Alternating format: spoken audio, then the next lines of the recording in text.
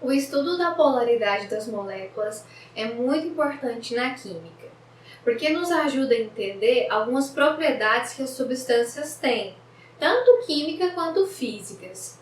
Por exemplo, no estudo da polaridade, a gente consegue compreender como as moléculas interagem entre si e com outras moléculas de outras substâncias químicas. Ou então, por que uma substância dissolve mais facilmente em água ou em óleo? Por que não se mistura com outras substâncias? A base para entender tudo isso está no estudo da polaridade das moléculas. Uma molécula pode ser polar ou apolar, e saber identificar isso é o que a gente vai aprender nessa aula. E para saber identificar a polaridade das moléculas, a gente precisa relembrar uma propriedade muito importante lá da tabela periódica, a eletronegatividade. A eletronegatividade é a capacidade que um átomo tem de capturar elétrons de outro átomo. Na tabela periódica, o elemento químico mais eletronegativo é o flúor. Mas, se você não tem uma tabela periódica para te auxiliar a entender que a eletronegatividade é uma propriedade que cresce de baixo para cima e da esquerda para a direita, a gente pode lembrar dessa propriedade por meio de uma historinha, um bizu, que eu vou te contar e vai te ajudar bastante a saber a eletronegatividade dos principais elementos que você vai ver no estudo da química. A história é a seguinte: fui ontem no clube, briguei e saí carregado para o hospital.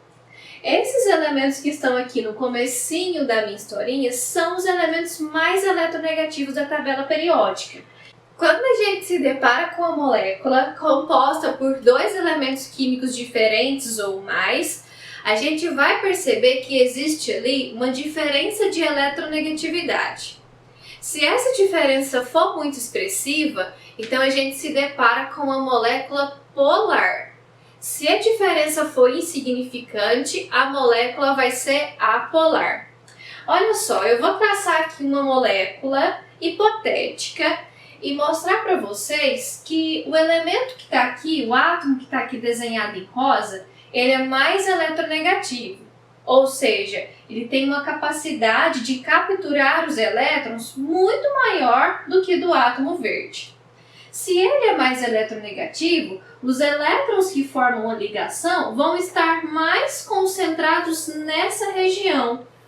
Os elétrons da ligação vão estar mais concentrados no átomo mais eletronegativo, enquanto o outro vai ficar carente desses elétrons.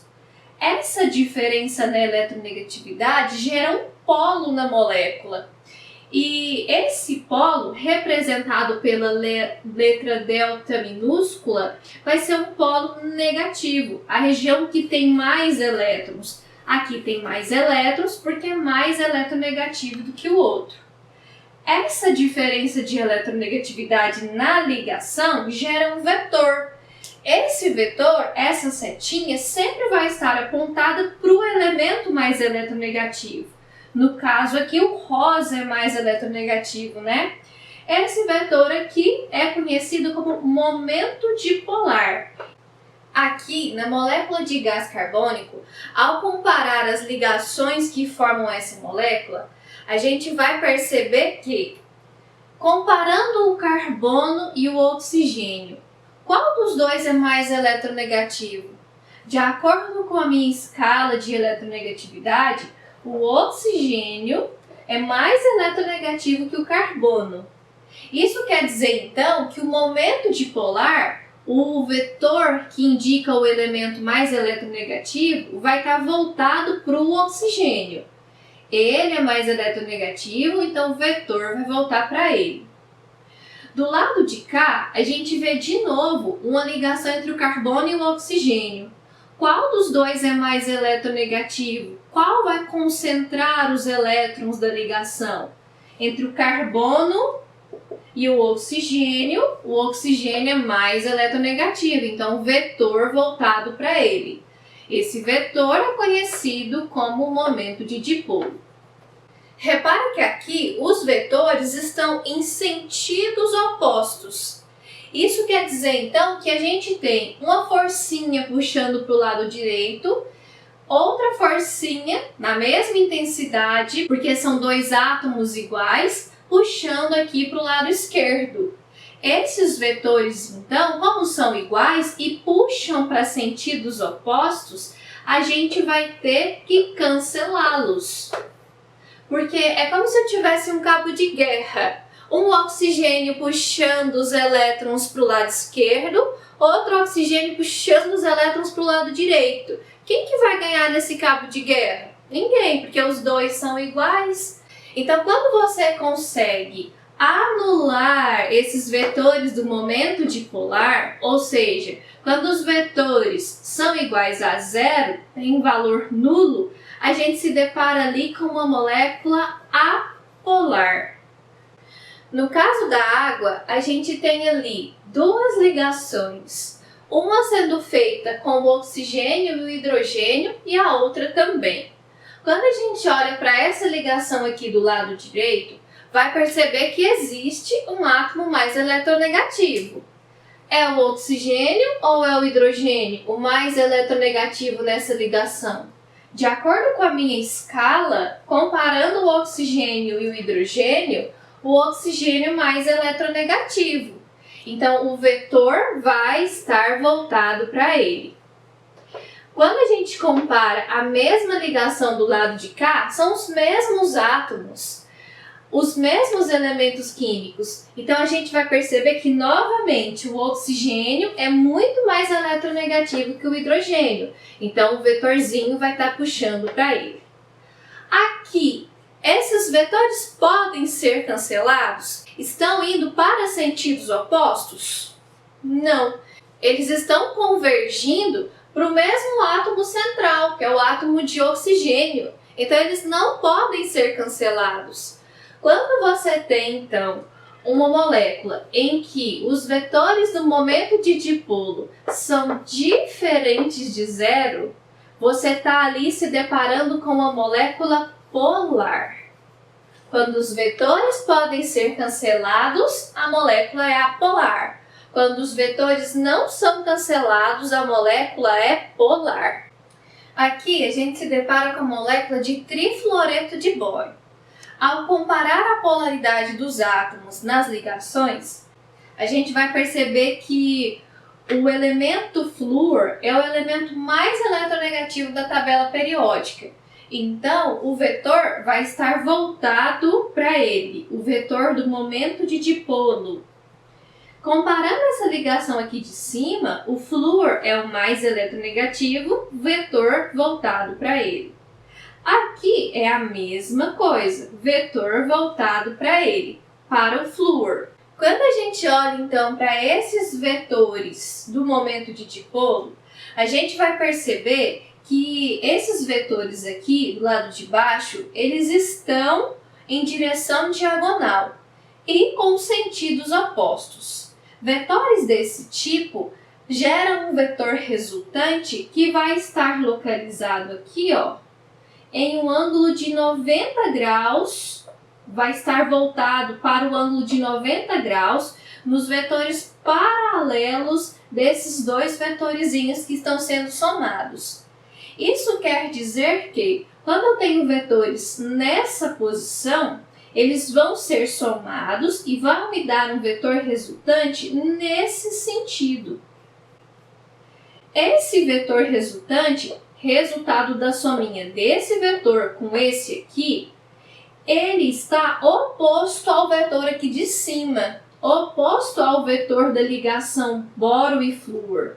Isso quer dizer, então, que esse vetor resultante das ligações que estão aqui em diagonal vai ser cancelado, vai ser anulado junto com o vetor lá de cima. Repara que aqui, como a gente consegue cancelar todos os vetores, o momento de dipolo vai ser nulo, vai ser igual a zero. Então, essa molécula é conhecida como molécula apolar. Aqui a gente se depara com a molécula orgânica conhecida como formaldeído. O formal que a gente está acostumado a ver nos noticiários e causa intoxicação em quem faz alisamento capilar. O nome e o PAC desse composto aqui é aldeído, mas ele também pode ser conhecido comercialmente como formaldeído ou formol. Qual é a polaridade dele? Como saber se ele se mistura com a água ou se mistura melhor com o óleo? Vamos descobrir aqui agora. Olha só, a gente tem então 3 comparações para fazer. Vamos começar pela comparação com o carbono e o hidrogênio. Entre o carbono e o hidrogênio, qual é o elemento mais eletronegativo? O carbono é mais eletronegativo. Então, o vetor vai estar voltado para ele. Esse vetor é conhecido como momento de dipolo. Novamente, entre o carbono e o hidrogênio, qual é mais eletronegativo? O carbono. Quando a gente compara o carbono e o oxigênio, qual apresenta maior eletronegatividade? O oxigênio é muito mais eletronegativo que o carbono. Então, o vetor vai estar voltado para ele. É possível fazer o cancelamento desses vetores? Repara que nesses vetores em diagonal estão convergindo para o mesmo centro. E tem também o do oxigênio indo para cima. É possível cancelá-los? Não. Então, nesse caso, a molécula de formaldeído é uma molécula polar e se dissolve muito melhor em água do que em óleo, porque semelhantes dissolvem semelhantes. Aqui a gente se depara com a molécula de clorofórmio e para saber a polaridade dessa molécula, basta a gente comparar as 4 ligações que são feitas aqui. Quando a gente olha para essa ligação entre o carbono e o cloro, vai perceber que o cloro é muito mais eletronegativo do que o carbono. Isso quer dizer, então, que o momento dipolar, o vetor, vai estar voltado para ele, sempre para o mais eletronegativo. Novamente, entre o carbono e o cloro é mais eletronegativo, aqui a mesma coisa. Quando a gente olha para essa ligação entre o carbono e o hidrogênio, vai perceber que o carbono é mais eletronegativo que o hidrogênio. Isso quer dizer, então, que o vetor vai estar voltado para o átomo de carbono. Ao olhar para esses vetores, a gente consegue perceber que nós temos 2 vetores na mesma direção, mas em sentidos opostos, que é o caso desses 2 átomos de cloro aqui. E isso me garante que eu posso anular esses vetores que estão cada um puxando os elétrons para um lado da ligação. Então, não vai ganhar o cabo de guerra, a gente pode cancelar esses vetores aqui que são iguais, mas em sentidos opostos. Mas quando a gente olha para esses 2 vetores, vamos perceber que eles estão em sentidos iguais. Eles não estão puxando cada um para um lado, estão indo para o mesmo sentido, que é para cima. Como a gente não pode cancelar todos os vetores aqui, a molécula então tem um momento dipolar diferente de zero, a gente não consegue anular todos os vetores e por isso essa molécula é uma molécula polar. Na regra da polaridade das moléculas, aquelas moléculas que têm geometria tetraédrica e que apresentam os vetores, e somente para as tetraédricas, tá bom? E apresentam os vetores voltados para o mesmo centro, ou todos os vetores voltados para a extremidade, indicam ali que nós temos moléculas apolares. Aqui ficou fácil perceber que todos os vetores são cancelados, né?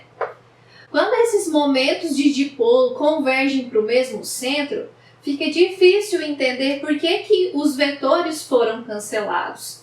Na regra da polaridade das moléculas, interpretado por meio do momento de dipolo, a gente sempre vai ter que lembrar que os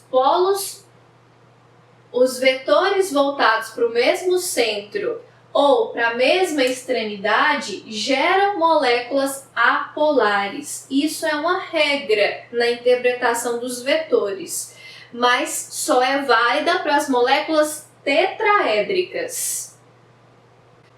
E isso explica por que os hidrocarbonetos são apolares e não se dissolvem muito bem em água, que é uma molécula polar.